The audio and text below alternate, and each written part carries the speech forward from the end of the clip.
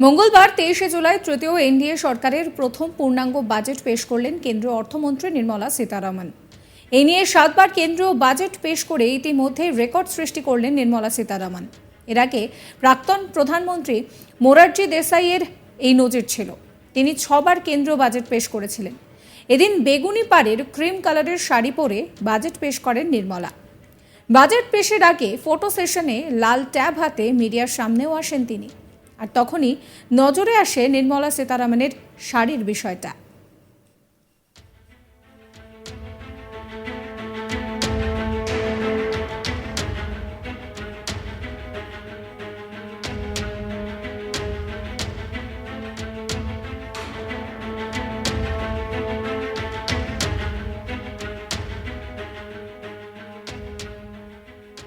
বেগুনি পাড়ের ক্রিম কালারের শাড়ি পরেছিলেন নির্মলা। তার ব্লাউজের রং ছিল গাঢ় বেগুনি। প্রসঙ্গত, প্রতি বছর 1 ফেব্রুয়ারি কেন্দ্রীয় বাজেট পেশ হয়, কিন্তু এবার 2024-এর লোকসভা ভোট থাকায় 1 ফেব্রুয়ারি অন্তর্বর্তী বাজেট পেশ করেছিলেন নির্মলা সীতারামন। যদিও কেন্দ্রীয় অর্থমন্ত্রীর শাড়ির প্রতি দুর্বলতার কথা জাতীয় রাজনীতিতে কম বেশি সবাই জানেন। প্রতিবারই বাজেটের দিনে তার শাড়ির দিকে নজর থাকে। চলতি বছরের ফেব্রুয়ারি মাসে যখন অন্তর্বর্তী বাজেট পেশ করছিলেন, সেই সময় তিনি নীল রঙের তসর সিল্ক পরেছিলেন। শাড়ি জুড়ে ছিল সাদা সুতোর কাঁথা স্টিচের কাজ। আর মঙ্গলবার 23শে জুলাই পূর্ণাঙ্গ বাজেটের দিন নির্মলা বেছে নিলেন বেগুনি পাড়ের ক্রিম কালারের শাড়ি। সারা শাড়ির জুড়ে ছোট্ট ছোট্ট চৌকো জরির কাজ। শাড়ির পাড়ের রং বেগুনি, ম্যাচিং বেগুনি রঙের ব্লাউজও পরেছেন তিনি।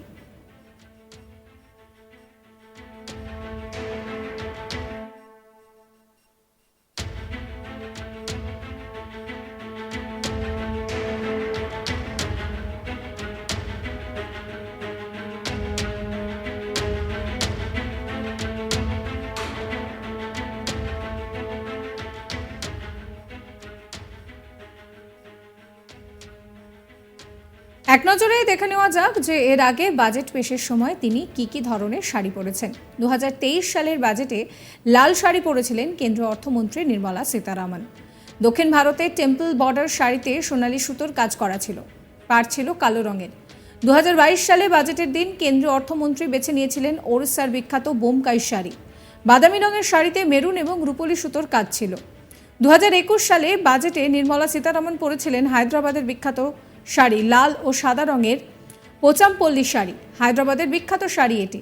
2020 সালে হলুদ সোনালী রঙের সিল্ক শাড়ি পরেছিলেন কেন্দ্রীয় অর্থমন্ত্রী। 2019 সালে প্রথমবার, সেই সময় কিন্তু তাকে দেখা গিয়েছিল এই বই খাতা হাতে নিয়ে। সেই বাজেটে তিনি গাঢ় গোলাপি রঙের মঙ্গলগিরি শাড়ি পরেছিলেন। 2024-এর লোকসভা ভোটে বড় ধাক্কা খেয়েছে বিজেপি। 400 পারে স্লোগান দিয়েও একক সংখ্যাগরিষ্ঠতা ছুঁতে পারেনি পদ্মশিবির।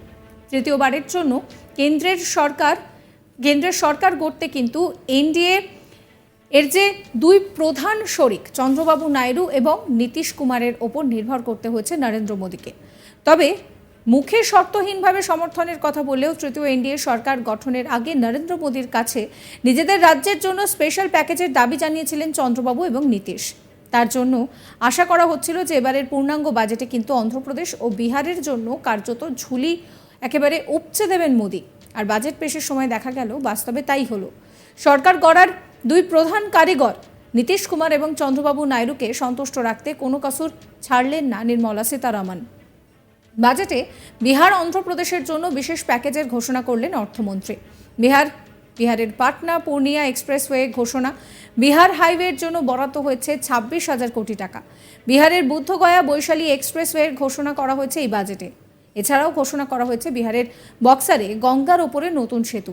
বিহারে 21,000 কোটি তাপবিদ্যুৎ কেন্দ্রের ঘোষণা করেছেন কেন্দ্রীয় অর্থমন্ত্রী। বন্যা নিয়ন্ত্রণে বিহারকে 11,500 কোটি টাকা বরাদ্দের ঘোষণা করা হয়েছে। বিহারে নতুন বিমানবন্দর, মেডিকেল কলেজের ঘোষণাও করা হয়েছে। অন্যদিকে অন্ধ্রপ্রদেশের জন্য এই বাজেটে চলতি অর্থবর্ষে 15,000 কোটি টাকা বরাদ্দ ঘোষণা করা হয়েছে।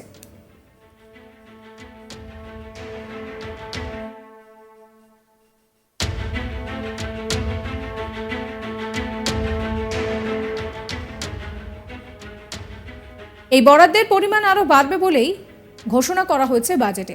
অন্ধ্রপ্রদেশে গ্রামোন্নয়ন বাবদ প্রায় 2.66 লক্ষ কোটি টাকা সেখানে বলা হয়েছে। অমরাবতী উন্নয়নে বরাদ্দ হয়েছে 15,000 কোটি টাকা। এছাড়াও অন্ধ্রপ্রদেশের রয়্যালসীমা অঞ্চল, কার্নাল, অনন্তপুর, চিত্তোর এই সমস্ত জেলাগুলির যোগাযোগ ব্যবস্থার উন্নতি ও পরিকাঠামো উন্নয়নের উপরে জোর দেওয়া হয়েছে বাজেটে। শোনাবো কি বলছেন Nirmala Sitharaman. 1. Patna Purnia Expressway. 2. Buxar Bhagalpur Expressway. 3. Bodh Gaya, Rajgir, Vaishali and Darbhanga spurs. And 4. Additional 2-lane bridge over River Ganga at Buxar at a total cost of 26,000 crore rupees.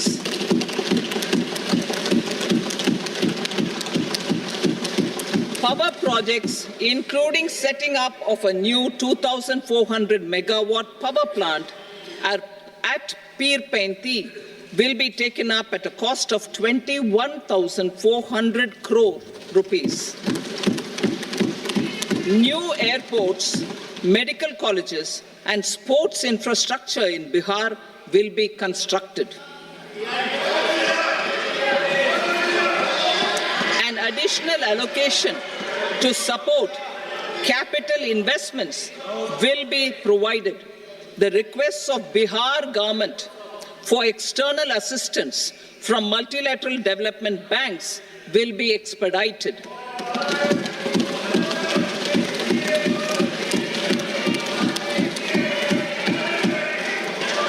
Andhra Pradesh Reorganization Act. Our government has made concerted efforts to fulfill the commitments in Andhra Pradesh Reorganization Act.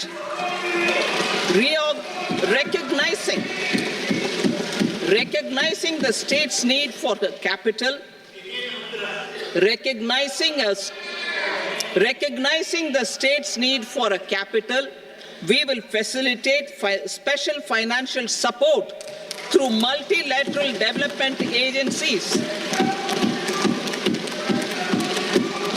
In the current financial year, 15,000 crore rupees will be arranged with additional amounts in future years.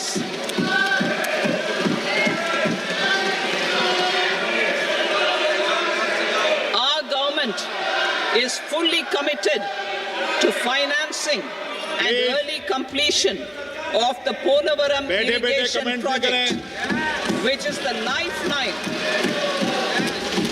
which is subscribe করবেন আজ তাক বাংলার YouTube চ্যানেলকে, follow করবেন WhatsApp চ্যানেলে।